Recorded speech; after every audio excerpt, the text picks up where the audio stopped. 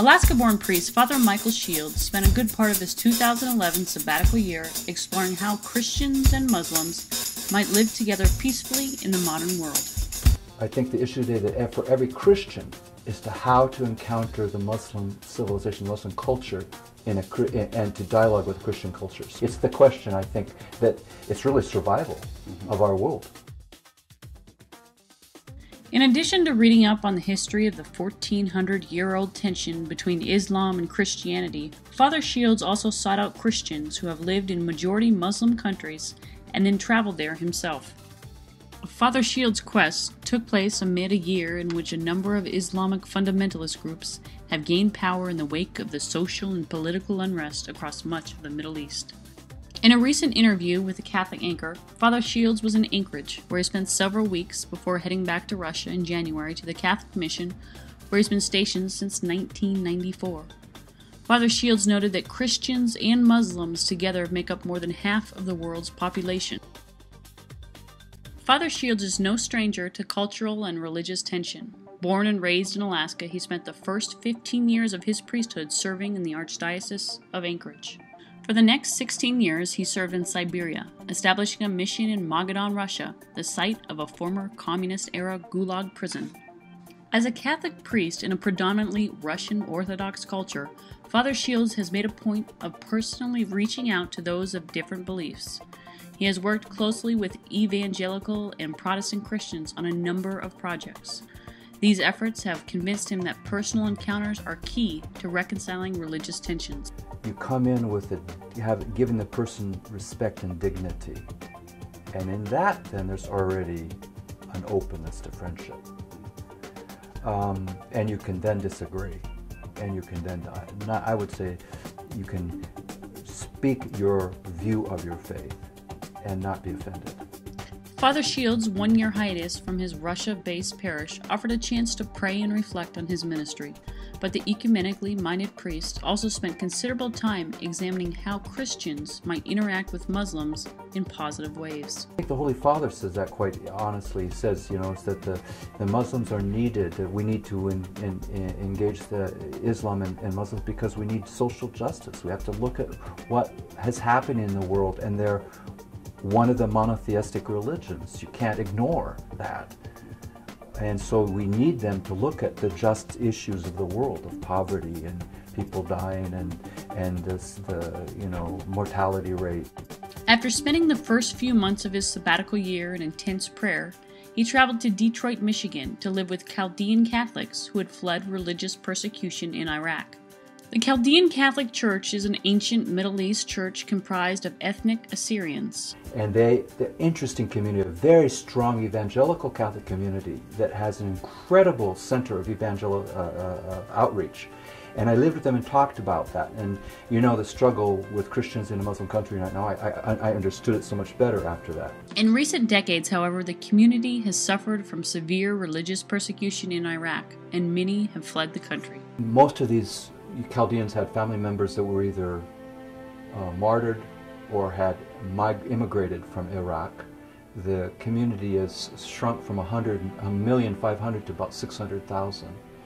And so you have a sense of the urgency of their life as Christians in the country. The other side, you saw the vitality of their faith. For the most part, the Chaldeans could not envision how dialogue with Islam was even possible. He said living among the Chaldeans was eye-opening for a priest who, before his sabbatical year, had little personal contact with Muslims. I didn't have a Muslim friend growing up. I didn't know what a mosque was. Just the last 10 years, think about it. Al-Qaeda, jihad, those are words I never knew. So all of us have no idea what Islam is, no idea what a Muslim is. What they have is flash words, and they have emotional experiences, and they can't place it within their context of their culture or their religious beliefs. And that's, I think, the issue that has to be dealt with, the crisis of cultures together. After living with Chaldeans, Father Shields said he felt a bit more prepared to travel to the North African country of Algeria, which has been marred by Islamic terrorist activity in recent decades. Father Shields had several goals: to visit a monastery where Islamic militants murdered Trappist monks in 1996, and to pray at the gravesite of Blessed Charles de Foucauld, a Catholic priest who was martyred in 1916. So a part of the trip was my knowledge base. I had to learn more about Islam. I had to learn more about its founder, Muhammad. I had to learn more about being a Christian in an environment that's more restrictive than I would find in the United States. I had to learn how to be different there in my Christianity. Like it or not, I had to respect the culture. He wanted a first-hand experience of a life in a majority Muslim country. The difference was immediately evident upon arriving in Algeria in October. Father Shields, who usually wears a long gray habit, was asked to dress in plain clothes so as not to be easily identified as a Catholic priest. Algeria still suffers from the effects of a bloody civil war that raged from 1991 to 2002, in which militant Islamic groups fought for control of the country. Periodic terrorist activity continues to plague the nation. In the 1990s, it became very dangerous to be a Christian, Father Shields said. The monastery Father Shields visited was the site where 7 Trappist monks were executed in 1996 by Islamic terrorists during the Algerian Civil War. A 2010 film of Gods and Men documented the life and death of the monks. The monks dwelt peacefully with a largely Muslim population, maintaining a life of monastic prayer, but also provided medical assistance, education, and community service to the townspeople who had held the monks in high regard and considered them a vital part of the community.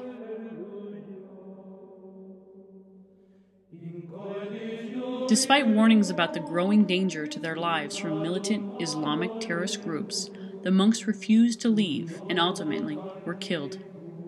Father Shields prayed in their old monastery, now empty, apart from one priest who serves as caretaker. I prayed in their cells, I celebrated Mass in the chapel, and I was in the graveyard where the 7 are buried, Luke and Christian and Michael and Raphael, and all they were there. And my experience in the spiritual realm, it's a strong peace. Strong in the sense that you feel the presence of the monks and their commitment and an incredible peace. An incredible peace. Father Shields was most struck by the monks' unwavering commitment to the Muslim people they lived with, and he saw a possible model for how Christians and Muslims might live in harmony. The monks loved the people of Tiberin, and that's why they didn't leave. People wonder why politically or whatever. They loved the people. More specifically, Father Shields was impressed by the monks' quiet evangelization, which he sees as a model for Christian-Muslim interaction, especially in those majority Muslim countries where overt expressions of Christianity are prohibited. In providing health care, education, and community service, the monks forged deep personal friendships with many of their Muslim neighbors. It wasn't an overt proclamation of the gospel. They had the right attitude of compassion and living amongst the people. They had a way of including people into their lives by quiet evangelization, if you'd say, by love. And they had projects. So they had ways of empowering the people. This was the same approach taken by Blessed Charles de Foucauld, who inspired the founding of the Little Brothers of Jesus religious congregation, the spirituality of which Father Shields follows. Brother Charles was a great one at this.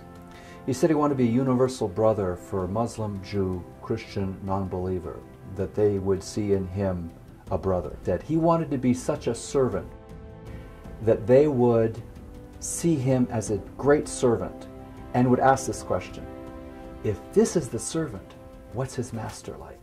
Inspired by Blessed Foucauld's life, Father Shields flew into the town of Tamaracet, where Blessed Foucauld was martyred.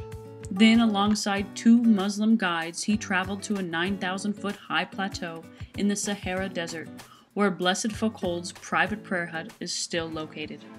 In Blessed Foucauld's fearless life of serving and living among his Muslim brothers, Father Shields found another poignant example of Christian interaction with Muslims. You know, I think first of all it's facing fears. Where do our fears come from?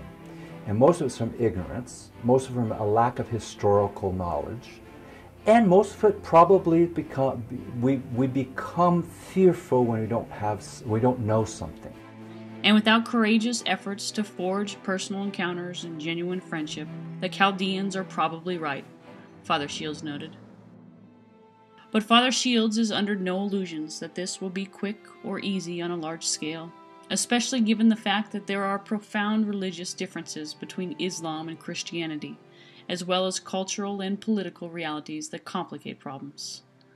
The immensity of the challenge was brought home when Father Shields had to cut short his pilgrimage to Blessed Foucault's prayer hut. Due to recent kidnappings by Al-Qaeda terrorists, Americans were considered to be in some danger, and Father Shields was asked to leave.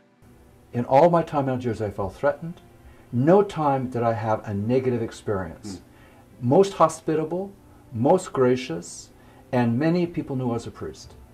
So I want to say the other side of this tension that obviously a few fanatics and Islamists had risen. The folks that I met were so good.